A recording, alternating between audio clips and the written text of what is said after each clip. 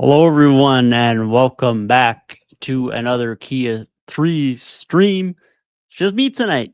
We don't have even a three-man weave tonight, as the name would indicate, but don't fear, we're going to have plenty to talk about and plenty to go through tonight because, of course, we have not been here since the Giannis trade talks and the Giannis rumors have really heated up. So that's going to be the main focus of tonight. We're going to go through together in Trade Machine, and we're going to work through all the teams that Giannis could potentially be traded to, what teams actually would be interested, which it's Giannis, so most of them, and ultimately what teams actually have an offer that could entice Milwaukee, what some of those best packages could be, and work through all of those potential trades within the trade machine. After that, I got a few thoughts on how the Clippers are treating Chris Paul as well. So we'll certainly get through to that. But ultimately, we're probably not going to get too much further than that. At that point, we'll probably call it in and around there. So maybe slightly shorter tonight, given the solo stream variant of it. But certainly, we'll have lots to go through with the honest discussion, and we'll go from there. Je peux parler un peu de français, mais not exactly a French-focused stream here in the Kia Threes world. But we're speaking Giannis Antetokounmpo and Milwaukee Bucks tonight. So we got Trade Finder locked in, Trade Machine locked and loaded, ready to go here. We're not going to start with Toronto, although I was tinkering with them a little bit, but we're just going to work our way from the top of the Eastern Conference and walk our way down, and we'll figure out what teams do and don't make sense, what teams do and don't have packages. Feel free to give your input as we go through it on where some of these destinations that you think Giannis are most likely to go, who has some of the best trade offers, and we can certainly focus on certain teams more as you guys see or wish to do so. But let's go ahead. Giannis getting traded. That's the first piece of this deal. Now, Giannis and Cade would be an amazing duo. No doubt about that. I would love to see that. And Detroit have a pretty intriguing offer. Um, if you're Milwaukee, you would love for Jalen Duren to be coming your way. If you're Detroit, you would hate for Jalen Duren to be going back to Milwaukee. You would want to hold on to him. I think Detroit have a pretty good offer without him. So we're going to work under the framework that Detroit are pretty insistent on holding Jalen Duren. Now, if I'm Detroit, am I letting Jalen Duren stop me from making a Giannis trade? No, it's Giannis. You do what you need to do to pair Giannis and Cade, provided you're obviously not trading Cade. So Duren, we're going to say, is staying with Cade. That's your two-man plus Giannis. That's your big three you're building around, essentially. But Tobias Harris has to be involved for money reasons. So Tobias Harris is getting sent over. Jaden Ivey is one of, I would say, three pieces that Detroit could consider including in this trade as potential young pieces that the Bucks would actually be interested in. If you're not trading Jalen Duren, Asar Thompson automatically has to be involved. He's the next most valuable young guy on this team. He's still the most awkward fit on the offensive end right now for Detroit. Love his defensive game, but certainly he would be the next man out. And then at that point, I know Pistons fans, you guys seem to really like Ron Holland. Again, fits a Bajanki right now, and he's an intriguing young piece from Milwaukee, and the money works perfectly. Exact match. So obviously that trade is going to go through. Detroit might have to get a few extra players back just to make the roster sizes work, or the Bucks could just waive some guys, obviously. But that's the rough framework you'd be dealing with. Of course, you could then argue pick compensation, of which Detroit have picks to move, so they're fine here. They could offer their 2026 first round pick. They could offer their 2028 first round pick. They could offer their 2030 first round pick, and they could offer their 2032 first round pick. So they have the full plethora of first round picks that they can offer with four. They have a plethora of second round picks, first round pick swaps they could offer out as well. So Detroit have a full package. Now, the only thing that probably changes is if Detroit says we need Jalen Duren. Jaden Ivey probably comes out of this trade and Jalen Duren goes instead. And then you can argue the pick compensation, depending on how you feel about this value of Asar, Ron Holland, and Jalen Duren to Milwaukee. I'd say at the very least, you're probably looking at least two firsts going Milwaukee's way. Wouldn't be shocked to see it be more, but at the very least two. But Again, probably more. This is Giannis we're talking about. I wouldn't be surprised to see all 4 that they can trade be sent to Milwaukee. But Detroit do have a very good offer, and I wouldn't be shocked to see them be interested. I think they should be interested. They're proving that they're willing to play and able to play very good winning basketball right now. It's hard to turn down an opportunity to pick up a bona fide superstar in Giannis. And Cade is great. He's not a Giannis level player. I don't think you can turn down a chance to go and get him. But that's the Detroit look. I think they're one of the more likely destinations in the Eastern Conference, but we'll get to that as we move through the rest of the conference. Raptors are next up. If you're Toronto, you would love to make this trade without Scotty Barnes. And I think that that's obviously the package they're going to propose. That is most likely what they would like to propose as a non-Scotty Barnes offer. However, I think there's more competitive offers out there that would be presented by other teams outside of Toronto if they don't offer Scotty Barnes. So I think Scotty Barnes likely has to be involved. I think he has to be. That's one of the best players that the Bucks would be able to get back for Giannis in a Giannis Antetokounmpo trade. He would immediately be the centerpiece of their rebuild. Immediately. And it's a very, very good piece as a all-star caliber guy that you'd be able to build around for your future. Then it's just salary filler, which is most likely going to be Jakob Poeltl, and I think you move Brandon Ingram to the 4, or you start Colin Murray-Boyles at the 4 with Giannis at the 5. I think that's probably the most likely outcome here. Alternatively, you could keep Poeltl and you could move RJ. Milwaukee would likely have to send back a little bit more money then at that point, so they'd have to like include Kevin Porter Jr. or something like that, which I guess it's kind of a bit of a weird fit in Toronto, but that is an option. But I think it is more likely that it's Jakob Poeltl. The Raptors have really, I don't know if I want to say really struggled, but they've certainly taken a bit of a hit with RJ Barrett out of the lineup. Now, they've taken a hit when Poeltl's been out of the lineup as well, but obviously with Giannis in, I think that changes things. RJ is a very important piece of this offense, I think more so than I and a lot of other people realized. So I think Scotty and Poeltl for Giannis is your most likely player framework for a Giannis Antetokounmpo trade. And then again, as far as picks go, 2026, 2028, 2030, and 2032, Raptors have all their picks. That's basically all they have as their own. I mean, this is about as clean of a trade package or a future picks page you're going to see here on the trade machine. But the Raptors, I don't think they're looking to send a ton of firsts over with Scotty. I think if you're getting Scotty, you're probably not getting a ton of picks, but a couple is probably reasonable. And that's probably the rough framework you're looking at. This trade couldn't happen until January, but I don't think that's an overly big holdup. A month from now, Poeltl could be traded, and this wouldn't be an issue. So I think this is the most likely framework. What I would assume is more likely for the Raptors is they would want to have a non-Scotty Barnes offer, and so they would try and do RJ plus Jakob Poeltl, and they need to throw in one of their young guys. So I'd say probably Grady Dick. A, from an asset standpoint, B, just to make the money work. And then again, throw a bunch of picks over. And at that point, that trade then works again. Poeltl just can't be traded until January 7th, but that certainly makes the money work. So the Raptors are in contention. I think unless they're willing to give up Scotty Barnes, they're probably not going to have the best offer out there. But it's certainly a team to keep in mind. If they do become willing to trade Scotty, I think it's certainly an option. Now, the Knicks, of course, have been the most heavily rumored team. I don't see it. I know there might be some ties to New York and the Knicks for Giannis that haven't been publicized as much or we aren't aware of yet. But at this point, I don't see it. I really don't.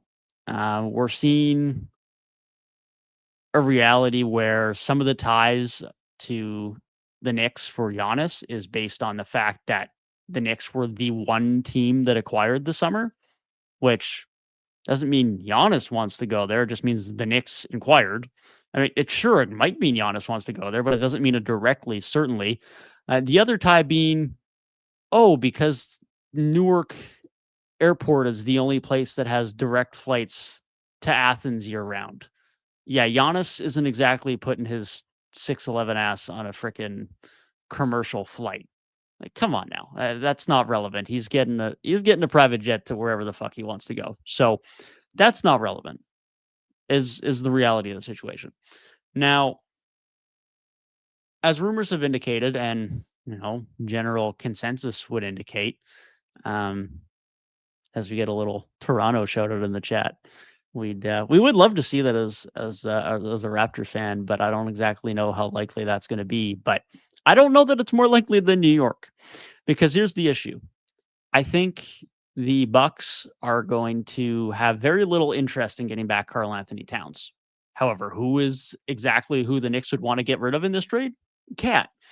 He's the odd man out here. I think they would much rather hold on to. Obviously, they're not getting rid of Brunson, but I think they would much rather hold on to Mikal Bridges and OG Anunoby, and the money works pretty much perfectly.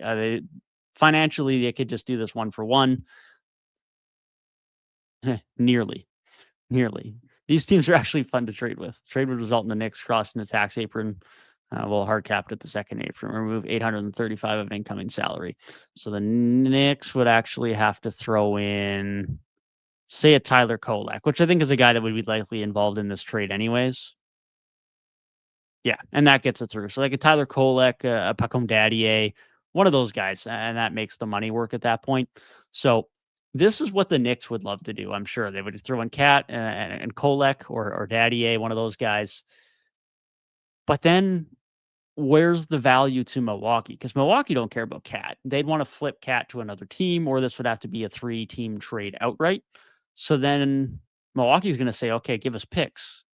The Knicks don't have picks. You may remember the Mikal Bridges trade from Brooklyn that saw, I believe, 5 first-round picks go the way of Brooklyn from New York, because once upon a time, New York had a absurd amount of first-round picks, and I was very adamant that it was like, okay, the Knicks are going to have to trade these picks. They're going to have to trade these picks. There's no way they're going to just use them.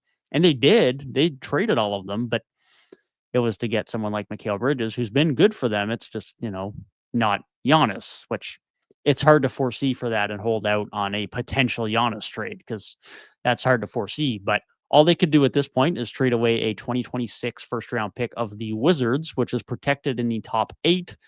The Wizards are going to have a top 8 pick. I believe that eventually conveys into a couple of seconds if this doesn't finally become a first-round pick, which all odds would indicate that it's not going to, because the Wizards continue to suck, unfortunately. Outside of that, the Knicks can then trade their no, they can't trade anything. They can trade this 2028 Brooklyn pick swap right first-round pick, which Brooklyn have the swap rights to, so it's essentially a 2028 Knicks first-round pick. That's it. That's all they got. They can't trade this 2026. Certainly, they can't trade the 2030, and they can't trade the 2032, and they might not even be able to trade that 2028. But let's check. Okay, well, this is not accurate. Yeah, consecutive draft years 2026, 20 is missing a first-round pick. Yeah, so the 2028, the 2026 of the Knicks, the 2030, and the 2032 all are relevant. The best they could do is if they waited until the offseason, they could trade away this Wizards pick, which wouldn't have conveyed. So this might be the last year of protections on that pick, in which case they'd essentially be trading 2 Wizards seconds, or there might be one more year where those are protections. So it'd be a protected Wizards 2027 first round pick. Plus, they could then trade this 2026 first round pick once it gets to draft night. Before that, they can't trade it. So the Knicks have very limited options here, because Karl Anthony Towns on the surface works and makes the trade work financially. There's just very little reason for the Bucks to say, "Oh, yay, we want Big Purr to start our rebuild." Yeah, that doesn't work. They don't want a not overly portable 30-year-old who's getting paid over $50 million. They'd be able to get decent value for Cat from another team, which would ultimately be where the value from this trade is.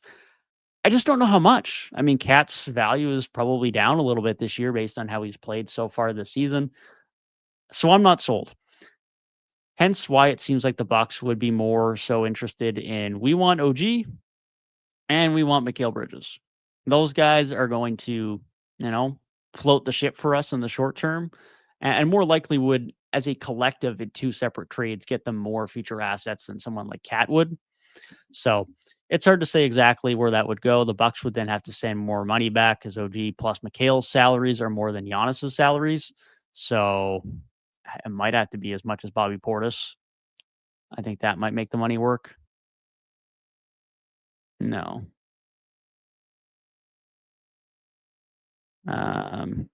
Actually remove 2.9 million for the Knicks. Yeah, this gets finicky because these guys are both in cap hell. So Bobby Portis can actually be moved. It would have to be Kevin Porter Jr. and Gary Harris, maybe something along those lines. Kevin Porter Jr. Yeah, so Kevin Porter Jr. can be traded in 10 days. Gary Harris can be traded in 10 days. And Mikal Bridges can be traded by February. So as of February, this trade could go through, but any trade centered around OG and Mikal Bridges can't go through until February 1st. So this works. Again, obviously, the Bucks still probably want picks. The Knicks don't have that. So their lack of picks and the lack of Karl Anthony Towns' value directly to the Bucks is interesting. We got a Chicago shout out in chat here, so let's jump ship and see what a potential Chicago package would look like. Chicago, the issue with Chicago might be just, does Giannis want to be there? We know that Chicago had a very good start to the year. Obviously, they've fallen off pretty heavily since. So I don't know that Giannis is thinking, oh yeah, Chicago's my place to win. And I don't know how interested Bucks front office would be with any of these packages. They'd have to get Giddey or Kobe White, and I'd imagine they'd probably be pushing for Josh Giddey. Chicago is obviously going to be pretty resistant to that, but we'll give them the benefit of the doubt and say they're able to hold Josh Giddey somehow. So Kobe White has to be the centerpiece. He's certainly going to be involved in this deal at that point. Nikola Vucevic is going to be involved in any potential Giannis trade talks just to make the money work. And Zach Collins would be the easy make the money work guy as well. So that gets you the money. I think it's also quite likely that Noah Senge, the Bulls' first round pick this year, would also have to be involved in this trade just to get a few more future assets over the way of the Bucks to make them a little bit more interested. As far as pick compensation goes, they have their own first round pick and Portland's lottery protected first round pick this year. Still pretty unclear as to whether that's actually going to convey or not for Portland. Obviously, they've been struggling with injuries. That pick might not convey this year, but they could still send it over. They have their own first this year. They could send over their 2028 first, their 2030 first, and their 2032 first. So they could go essentially their 2025 first and Noah Senge, and then 5 future first round picks plus Kobe White and salary filler. And I believe that pretty much makes it go through. Yeah, it does. So this would be the offer essentially. Whether it's Kobe White or Josh Giddey is really the only point of contention. And if Giddey's involved, then you don't need Zach Collins in here to make the money work. But this is roughly the package you'd be looking at. It's not terrible. It's a lot of future draft capital that the Bucks would be able to get. So, yeah, I mean, I agree, Ken. Right? I think if this is an offer that the Bucks are willing to entertain and they think is one of the better offers on the table, this is certainly an offer you have to make. There's no reason not to do this. Now, do the Bucks do it? I think that's a bigger question, but certainly this is an offer you have to make, especially if you don't have to include Josh Giddey. You can have Giannis, you can have Josh Giddey, you still have Trey Jones kicking around and Ayodasumu who can run the backcourt alongside Giddey. Kevin Huerter, Patrick Williams, not amazing all the time this year with Chicago, but they can still offer you something. And then, of course, you still have Buzelis, right? So you're going forward with Giddey, Giannis, and Buzelis as your core three, and you're hoping that Buzelis becomes a borderline to a true star next to Giddey and Giannis. So I think you have to do that. Do we have similar examples, i.e. great players who've been traded in the past? I mean, it's tough. I mean, there's been players of Giannis's caliber traded, just not under great circumstances that are comparable. I mean, obviously, the most recent name that comes to mind is Luka, but we know that that trade wasn't exactly, under similar circumstances where, Nico and the Mavericks were exactly shopping Luka to the league and making sure they got the best offer. He explicitly said that he didn't really talk to anyone else. So that one's a little bit of a tough comparison. Outside of that, I mean, we've seen a couple of James Harden trades where there was quite a bit of value exchange, but even then, he was never traded at his true peak, where he was still an MVP caliber guy. At least not quite at that level. I mean, when he went from Philly to Brooklyn, he was close to that, but Giannis is just on another level, man. I mean, Giannis is it's a top 3 player in the league, and I don't know if there's a recent precedent for that. I really don't. I mean, you're looking at like KD trade, a LeBron trade, like an SGA if he was getting traded right now, a Jokic trade if he was getting traded like now. Like these guys just don't move. A Kawhi when he was at his peak, these guys really just haven't been traded historically. And we've seen borderline top 5, more top 10 guys. And other than Luca now last year, we really haven't seen it. So there's not much precedent. So it's really hard to gauge how much the Bucks will ask and how much they'll actually get back for him, because even though he hasn't won the MVP in 4 or 5 years now, Giannis is still an MVP caliber guy. He's that good. So it's going to be really interesting to see where the market falls on him. So that's why I say, like, as much as this is a really good package for Chicago, they might have to include Josh Giddey over Kobe White. It could get that competitive. So I think Chicago definitely do have to entertain this and do have at least a decent offer, because they have the flexibility in terms of their draft capital they can offer, but certainly no guarantee that that's going to be the best one. They can't get too much because he doesn't want to be there, right? I mean, in theory, I think the only way that they get less for him is if he says, I'm only willing to go to like a list of 2 or 3 teams. That's going to hurt, because then, those teams know that they're not competing against as many other offers, and they know the competition's a little bit lighter. But if Giannis just says, I want out, maybe he gives like I don't want to go to the Wizards, I don't want to go to the Nets. But, anyone that's at least somewhat competitive, once he gets on the roster, he's willing to go to, then I mean, there's going to be like 20 teams competing for a top 3 player in the league. Then that's tough. Don't you have to include Thanasis in the trade? I mean, as basically implied at this point, but you're probably right. I mean, Thanasis has to be involved, and Alex, man, we forget about Alex. He's a Buck this year too. So but Alex might get left behind. Alex might be the long lost Antetokounmpo. So I heard he wants to play for the Knicks, but the Knicks don't have the capabilities. Yeah.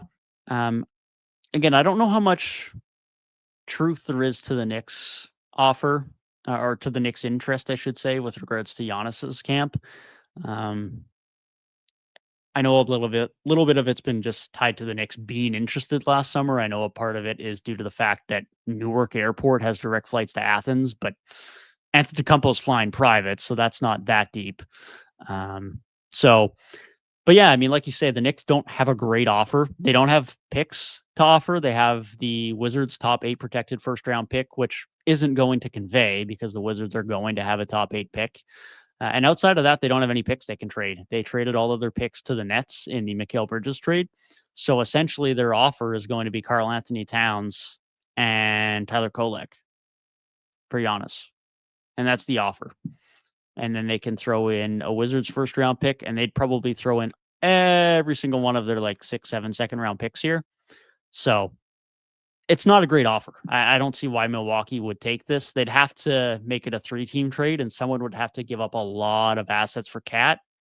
And I don't think it'd be more than what they'd be able to get from someone else straight up in a 2-team trade. So the Knicks will be interested, certainly, but I'd be surprised at this point if he goes there. I just don't see the inherent value there. But yeah, I mean, Cat and Miles Turner doesn't work, but Cat wouldn't stay on the roster. Cat would get traded, because the Bucks would have no interest in Cat at this point, right? If you're trading Giannis, then you're not looking to compete at that point. You're looking to hit at least a retool, if not a reset. So if Cat were to be involved, Cat would have to go to a third team as part of the initial trade, or if not immediately after, like Drew Holiday did a couple of years ago when he was briefly in Portland and then got traded again. So it would have to be something like that. But the fact that that's part of the contingency, it's a bit of an ugly package for New York. So I don't really see it working in New York personally.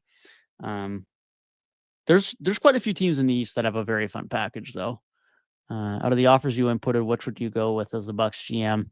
Out of the ones so far, probably Detroit. I think there's still a few others that we'll get to that are a little bit more interesting, but I think Detroit have a very good package with, I mean, Tobias Harris is a salary filler, but then Jaden Ivey, Asar Thompson, and Ron Holland plus 4 first-round picks. I think that becomes a very good offer.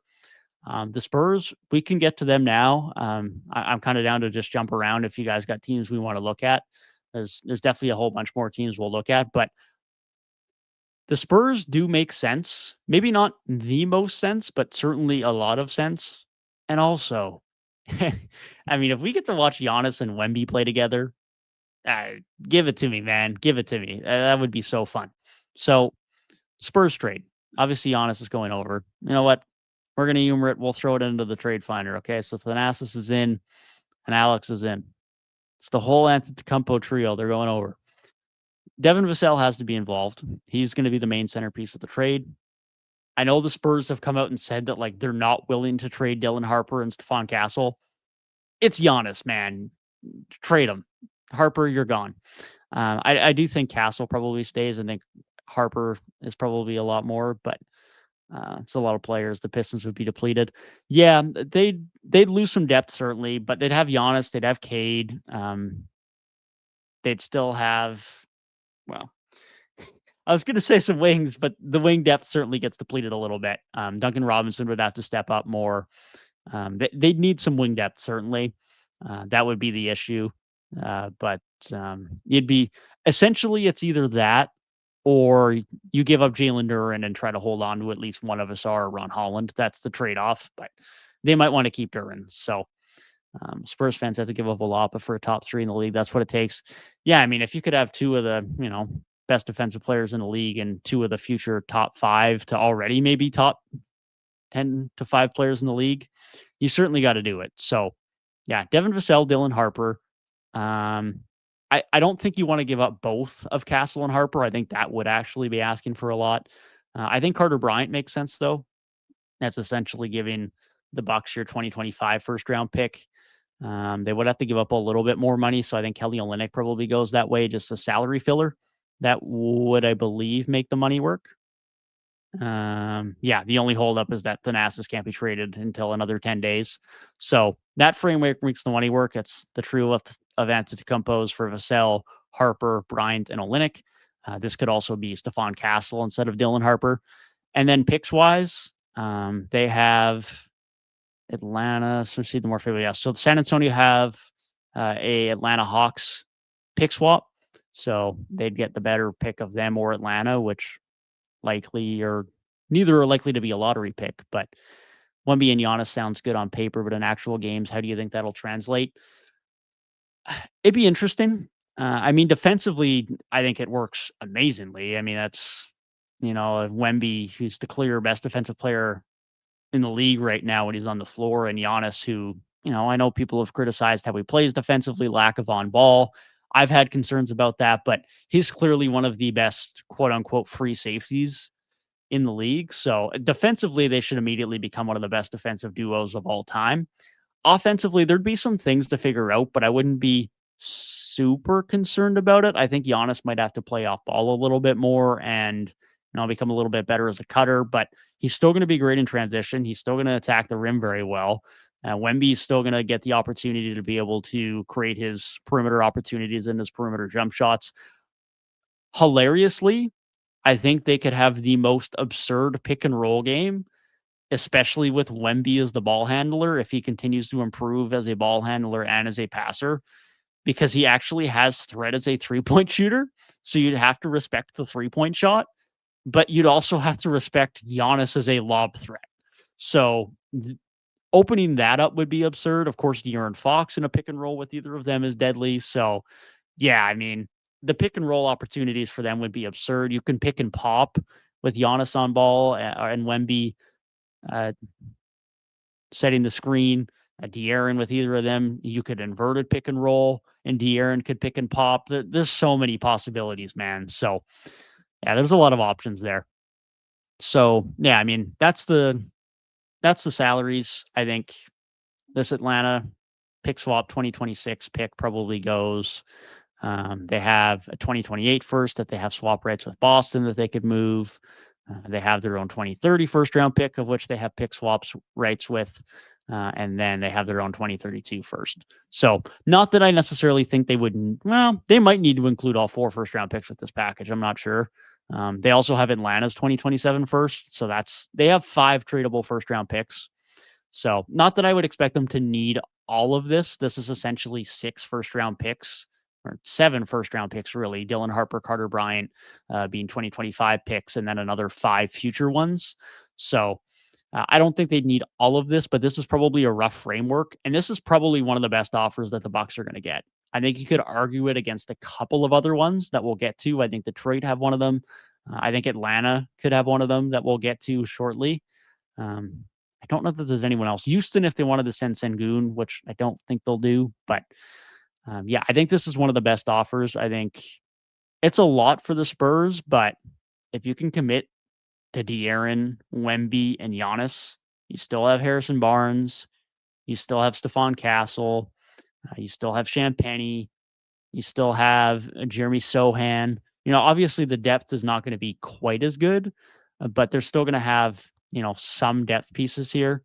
Keldon Johnson, that's the other piece I'm forgetting. They're still going to have Keldon Johnson. They're still going to have Luke Cornett. So they wouldn't actually be that devoid of depth, considering they're trading away 4 guys here. So, yeah, it's surprisingly good depth. I mean, you'd have a starting lineup of De'Aaron alongside Castle, Harrison Barnes, Giannis, and Wemby.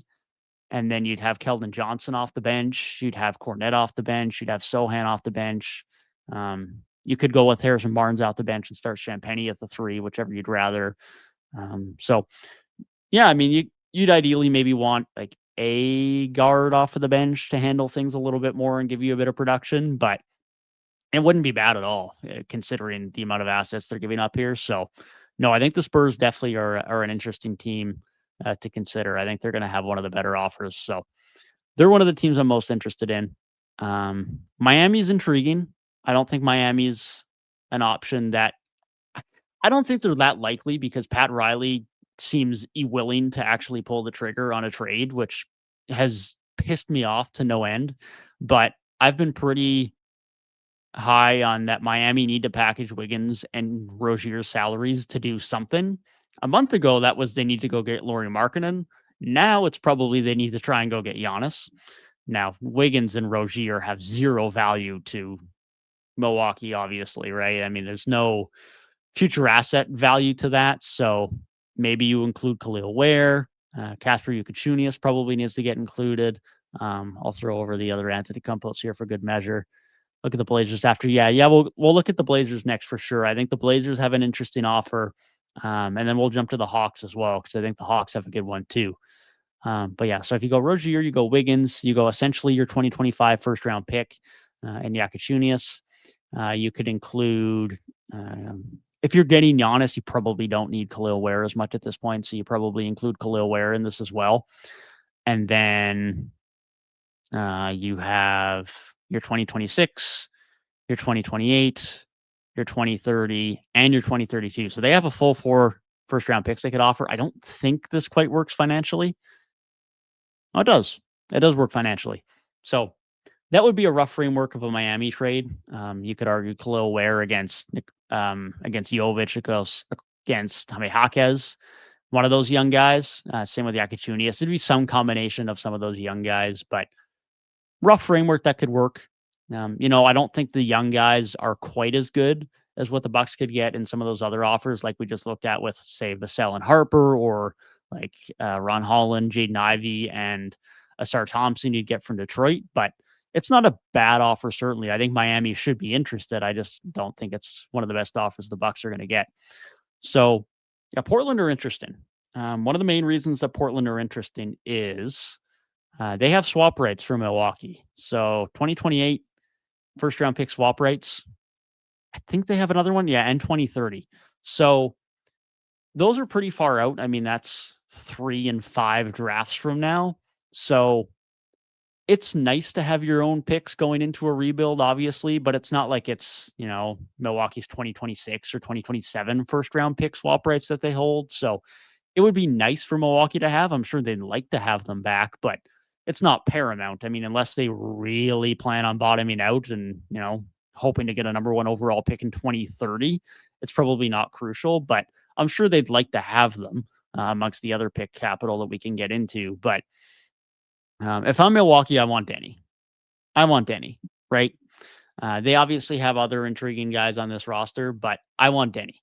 Again, obviously, we'll throw the Antetokounmpos over to Portland. After that, you probably want Scoot Henderson.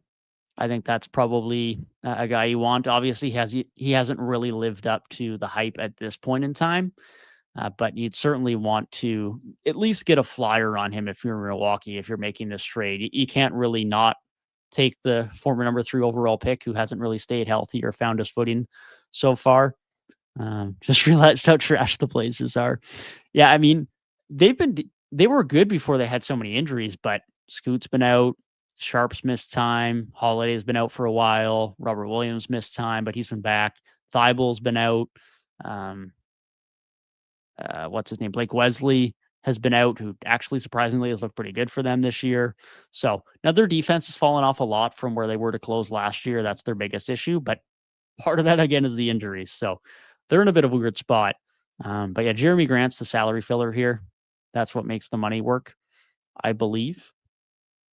Fails due to Thanasis. Yep. So that would be how the money works. And then Milwaukee would be able to receive a 2028 Orlando first round pick, a 2030. Ooh, they don't have a 2030 first. So they actually can only throw in, they can throw in 2028, 2028. Can they throw in all those 2028s? They can. Okay. So they do have a full. Can't think of a time I've thought of Jeremy Grant in the past 3 years. Yeah, I mean, he's been hooping this year to his credit. I mean, he looked like he was going to be a 6-man of the year candidate until he got forced into the starting lineup. But yeah, he got paid that bad 5-year contract in free agency a couple of summers ago, and I feel like he's kind of just been forgotten there, unfortunately. It's kind of unfortunately what happens when you sign a long-term deal in a place where a team's not playing very well. But yeah, this would be the rough offer, probably be Grant, Denny, Scoot, and 4 firsts, probably, which Denny, Scoot, and picks is a pretty good combination. I think that's a pretty damn good offer. So again, it's probably one of the better offers that Milwaukee are going to get. Are Portland a competitive team without Grant or Denny? It'd be like Giannis, Klingon, Sharp, Tumani Kamara, and then obviously you're banking on next year you have Dame healthy. But do Dame and Giannis want to run it back again? Does that work? I mean, it didn't work that well in Milwaukee. What did the Lakers trade Ayton for? No, the Lakers were able to sign Ayton out of free agency. He got signed on a middle-level exception. Here, let me pull up the contract for you here. I believe it was about 5 and a bit on the mid-level exception. Ayton should give me DeAndre Ayton popping up. Yeah. So yeah, he's with the Suns contract, of course. But yeah, he was left as a free agent, and they gave him $8 million of their mid-level exception for this year, and then a player option for next year. So yeah, he was just an outright free agency signing. But yeah, so that's what Portland looked like. I don't love Giannis playing with Dame and Drew Holiday again. I didn't love how that looked in Milwaukee.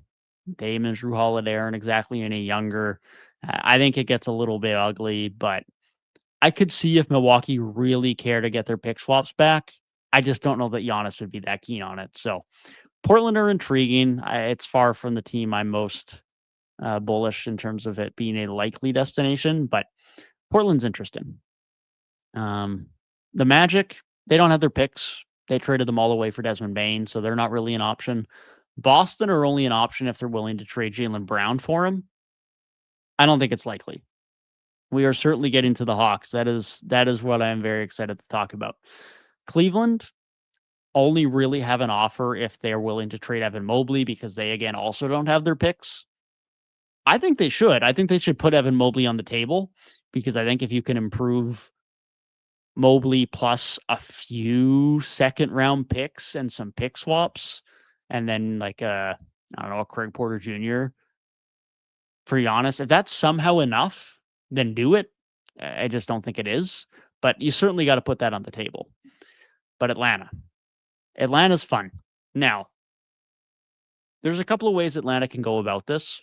We'll start with option one, and that's the one that I've seen been rumored the most. And it's not the one that I would want to go with it if I'm Atlanta, but it's the obvious elephant in the room given the Trae Young talks and whether they're bringing him back. Is Trae Young going to Milwaukee? Now, does Trae Young stay in Milwaukee? Probably not. I think he probably has to get 3-team traded because Trae Young is probably not a long-term guy from Milwaukee, so they probably don't see a ton of value in him. But we'll entertain it for now. This would likely have to be involving Trae Young getting flipped somewhere else, but we'll just, to avoid the insanity of a 3-team trade here, we'll just stick with this as a 2-team with knowing Trae would have to get flipped elsewhere. The money nearly works as is, so I think Ricochet becomes the other guy. And I think that makes the money work.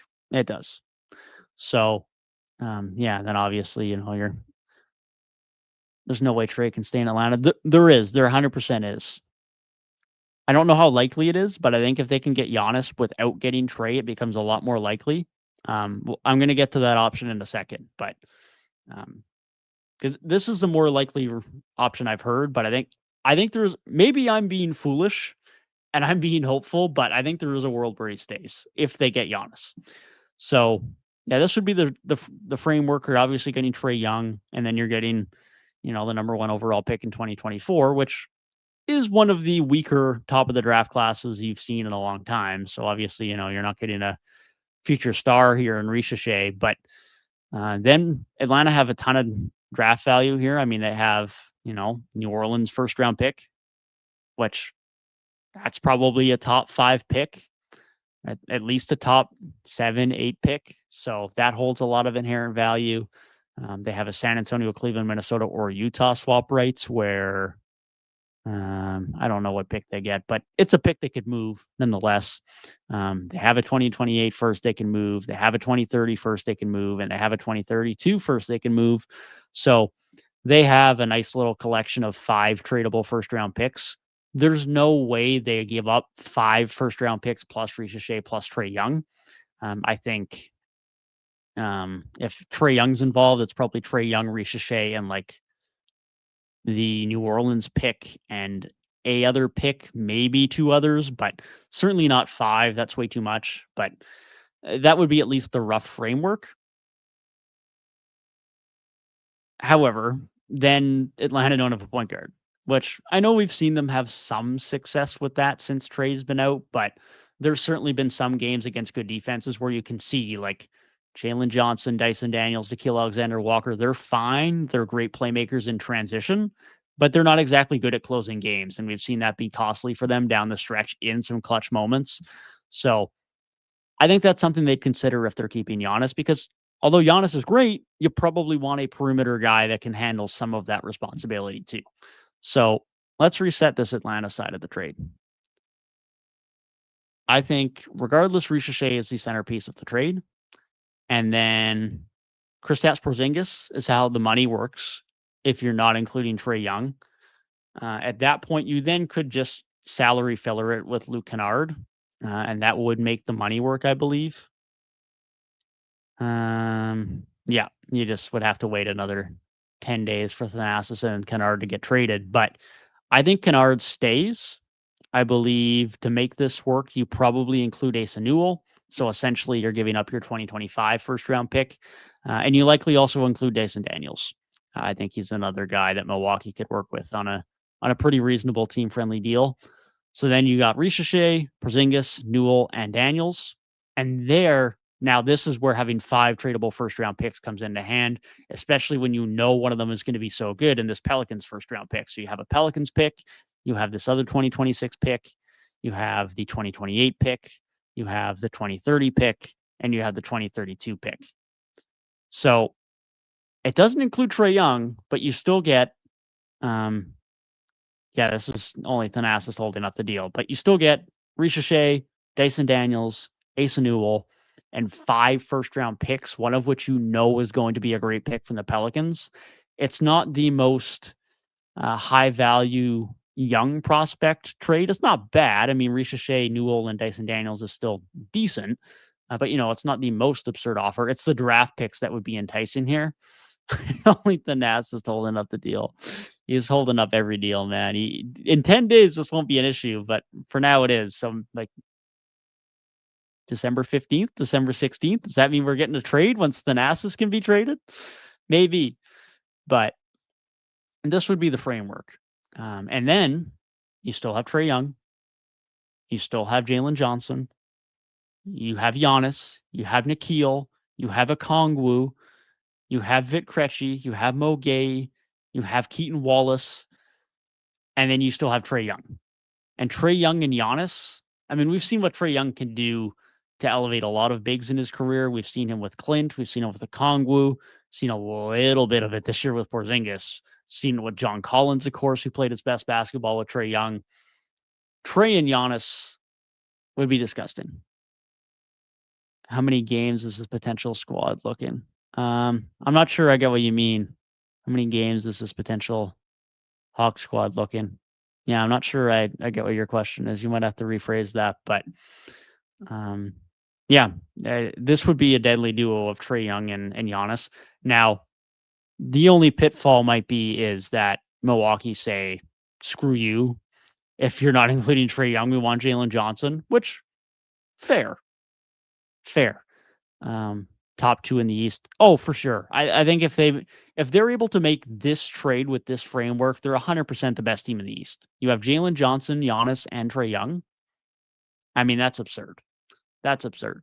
But I think it's more likely that Milwaukee would say, screw you. We want Jalen Johnson. And Kristaps Porzingis comes out. Jalen Johnson goes in. And then Dyson Daniels probably doesn't get involved anymore. Just for the... Or no. Dyson Daniels still has to be involved. Does that make the money work? The money might be off here. No, the money is work. Money works. So yeah, you'd get Jalen Johnson, Ricochet, Dyson Daniels, and Asa Newell. This becomes a little bit dicier for Atlanta just because the wing depth gets a little bit more difficult. You'd have Luke Kennard, you'd have Nikhil, but you don't really have any out-and-out wings outside of Mo Gay. So you'd probably at least have to keep Asa Newell to make it worth your while, just so you don't completely become devoid of wing depth. So I do think either the Trae Young offer that we discussed initially, or instead of Jalen Johnson, it becoming Kristaps Porzingis and Asa Newell, those are probably the most likely options that Atlanta are willing to give up. I think if you have to give up Jalen Johnson and Ricochet, which I think Ricochet is involved in this trade regardless of how it happens, it becomes pretty tough for Atlanta to compete just because they would have zero wing depth as good as Trae Young and Giannis would be as a duo. So I think Atlanta's certainly a team to watch, especially if they're very adamant on not wanting to keep Trae Young. Trade him.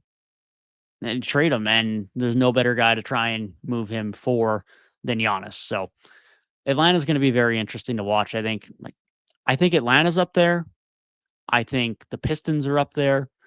I think the Spurs are up there, certainly. Portland are probably comfortably behind all 3 of those teams, but I think those 3 are probably pretty high up on the list.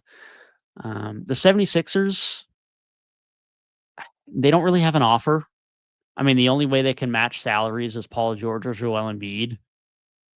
Milwaukee don't want either of those guys at this point, so I don't see the 76ers getting overly involved. Chicago, we've discussed. They have a pretty good offer, not a great offer, but a pretty good one. Charlotte, they're not good enough. Brooklyn, they're not good enough. Indiana aren't going to make this type of move right now. They also don't really have the money to match because they'd have to move off of Halliburton or Siakam. That's not happening. So Indiana are kind of out just based on Halliburton being injured right now, and the Wizards obviously aren't getting them. OKC could just fuck around and get Giannis if they wanted to, but they're not. They're just not. They don't need to. So OKC aren't doing anything. The Lakers, they can't. They just can't. The only way they could make a trade is if financially, is if LeBron was in the trade. They're not doing that. Also, why would the Bucks take LeBron? LeBron also has a no trade clause. Why would he go to Milwaukee? So that's not happening. There's no way to make the money work. So he's not going anywhere in terms of going to LA because he's not going to the Clippers either. Houston technically has a chance. Technically. Now, the only way this works is if they send Sengun over, which might sound insane, probably because it is a little bit, but can you turn down Giannis and KD? Can you? Probably not. So it really just comes down to what else would have to be included. You'd likely include, I mean, I don't know, man. If you're getting up Sengun, you're probably not giving up much else of value. You're probably saying take Freddie, and that's that. As far as players go, because that would make the money work. So, and then Houston have, what do they have for picks? They have a 2028 first they could include, and they have a 2030 and a 2032. So they have 3 tradable first round picks, plus Sengun, plus Freddie. Freddie would be able to get you some amount of value next offseason, probably for some contender on an expiring deal. Obviously, Sengun, you're then building around, or you could flip for crazy assets, but you're probably just building around for the future. So this is a very good package. It's just, are Houston willing to not completely sell their future, but pretty significantly impact their future, giving up Sengun to then go all in with Giannis and KD in the short term, but then your long term becomes Amen, Reed Shepard, Jabari Smith, Terry Eason, which is still good, but it's certainly not great. It's nowhere near as good as what it would be with Sengun. So I'd be surprised if Houston do this, but it's an option. It's an option. Outside of that, we talked about the Spurs. The Nuggets, they'd have to give up Jamal Murray. They're not going to. So the Nuggets aren't getting him. Minnesota have no picks. So that's not happening. The Suns also don't have picks. So that's not happening. If the Warriors were to do this, they'd have to give up Jimmy Butler, which is unlikely, or Draymond, which also seems unlikely. They could do Draymond plus Kuminga, Giannis over Alex and Thanasis just to make the money work. And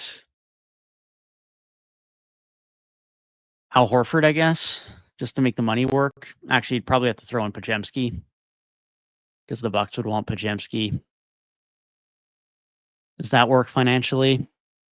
No. No, it doesn't. The Warriors would need, they'd need to dump Key Santos, maybe. Key Santos might get the deal done. Yeah.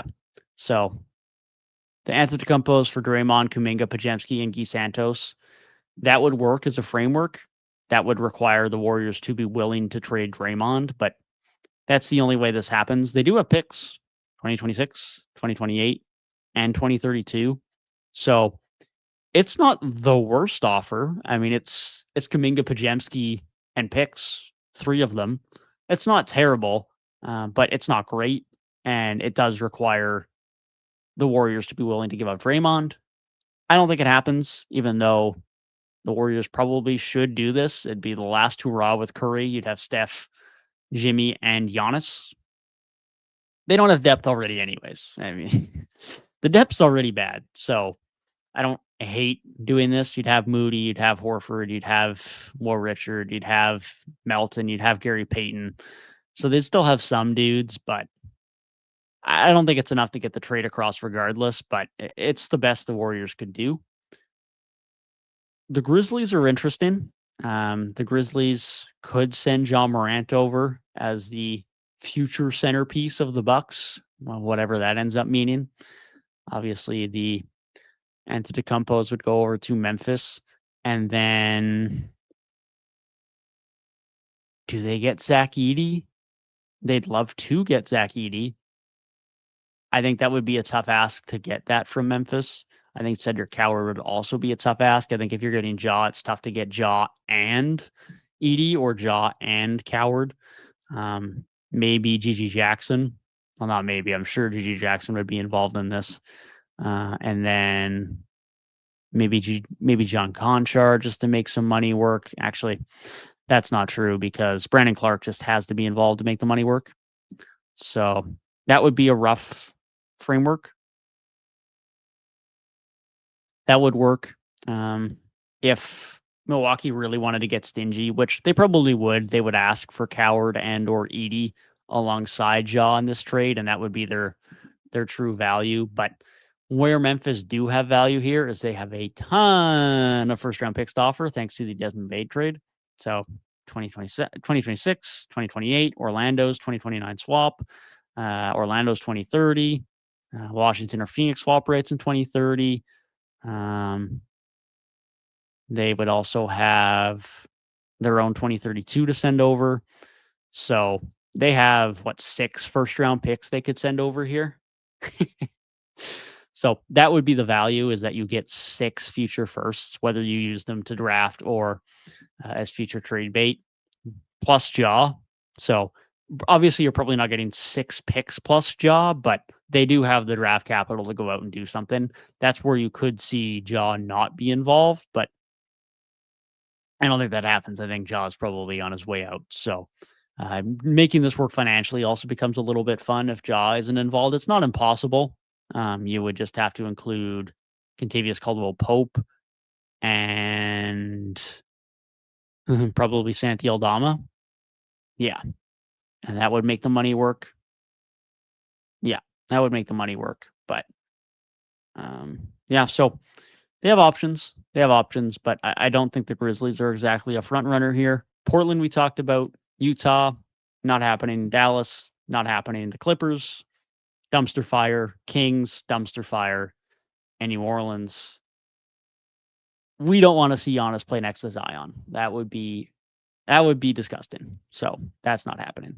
So all that to say, I mean, there's probably Detroit, Toronto, New York, Miami, Cleveland, Atlanta, Chicago, probably 7 teams in the East.